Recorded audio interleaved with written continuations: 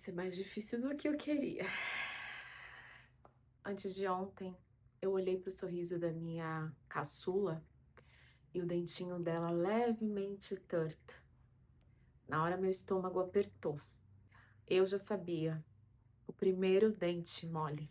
Enquanto muita gente comemora que é um marco de um filho crescendo de uma forma saudável e já começa a falar em fadinha do dente, eu simplesmente paralisei.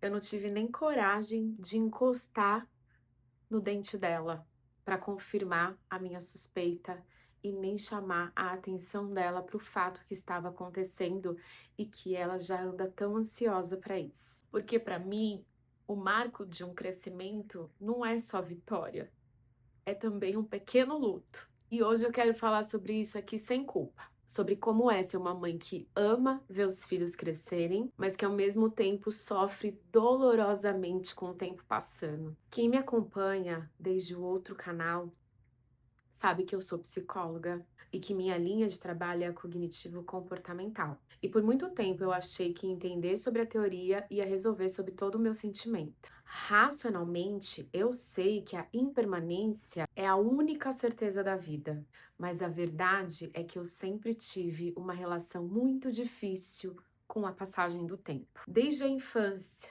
eu tenho memórias de chorar para crescer. Na psicologia, a gente estuda sobre os mecanismos de defesa.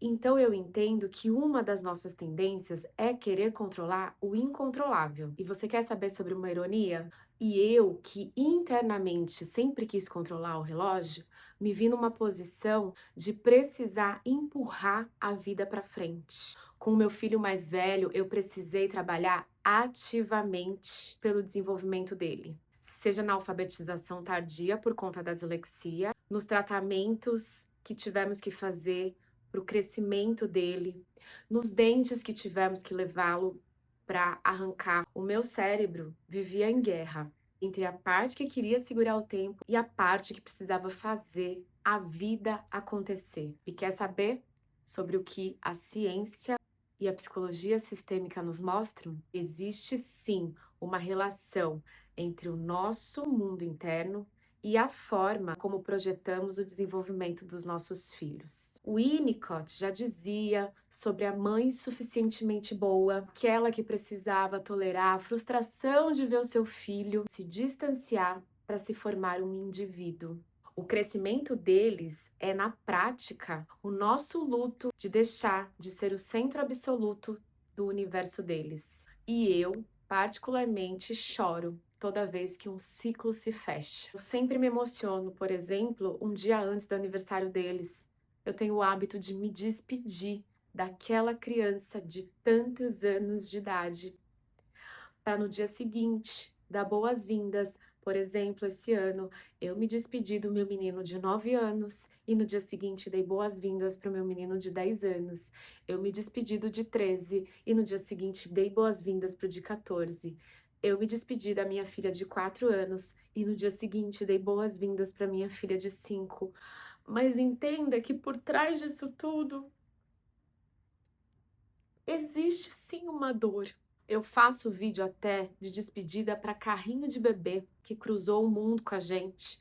E se você não viu, eu vou deixar o link aqui para você. É sobre a dor de olhar para trás e pensar: eu não tenho mais essa pessoa desse jeito comigo.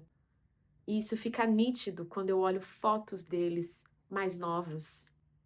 E às vezes nem tão distante assim, às vezes de 2, 3 anos atrás.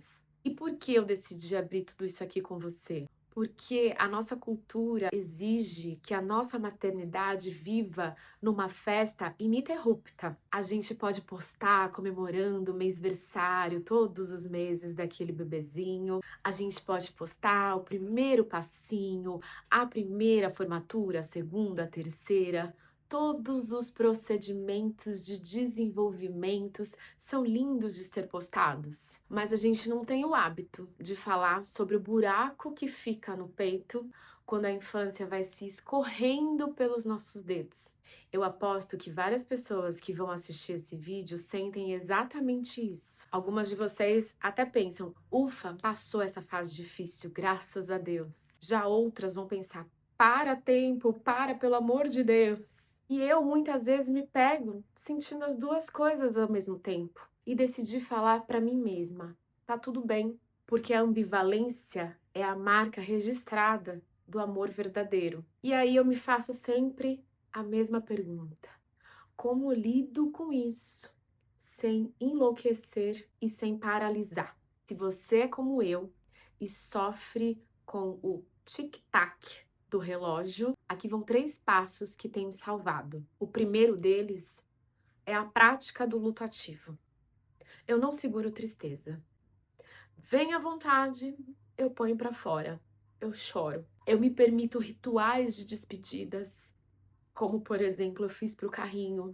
Então eu volto a insistir, se você não viu, eu tô deixando o link aqui porque eu sei que é um objeto e eu falo lá que a gente não tem que ter apegos materiais, mas aquilo foi a representatividade do objeto e eu me permito viver. Se você pega fotos antigas e bate aquela emoção, se permita, chore, porque o luto não resolvido vira peso. O luto vivido vira memória. Eu me esforço bastante para modificar o foco da perda para a conquista. Em vez de ficar o tempo inteiro focando, eu tô perdendo meu bebê, minha bebê, você pode pensar, eu estou ganhando um ser humano fascinante e autônomo.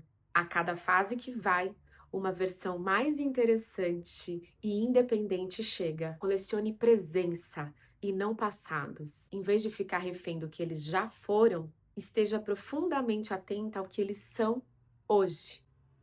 Hoje eu tenho companheiros, hoje eu tenho pessoas que me fazem rir. A melhor forma de curar o passado é a presença do presente. E antes de finalizar, só para falar para vocês o que eu vou fazer com ele que tá se despedindo da boquinha da minha filha, a minha terceirinha. Eu acho que caiu um pouco a qualidade da caixinha, né? A minha terceirinha vai começar a viver essa vida a partir de agora. Eu tenho aqui o cabelinho e o umbigo, estão aqui, umbigo e cabelinho, e o restante tá aqui esperando para ser preenchido. A única coisa que eu não gosto dessa caixinha, essa daqui, para mim foi a perfeição. Não aconselho que você seja nesse nível de apego como eu, mas eu quero te ouvir. E eu quero que você seja brutalmente honesta comigo. Você chega a chorar por vê-los crescer? Você também tem essa percepção de uma fase indo embora e sentir um aperto no coração? Ou você consegue comemorar sem olhar para trás? E se você consegue comemorar sem olhar para trás, me dê um pouco das dicas de como você faz para ter tanta superação. Vamos conversar aqui nos comentários, porque nenhuma mãe merece passar por todo esse luto em silêncio. O vídeo de hoje é isso. Eu espero que você tenha gostado e eu volto em breve com outros vídeos. Muitos beijos. Tchau. What I am trying to do is say I love you.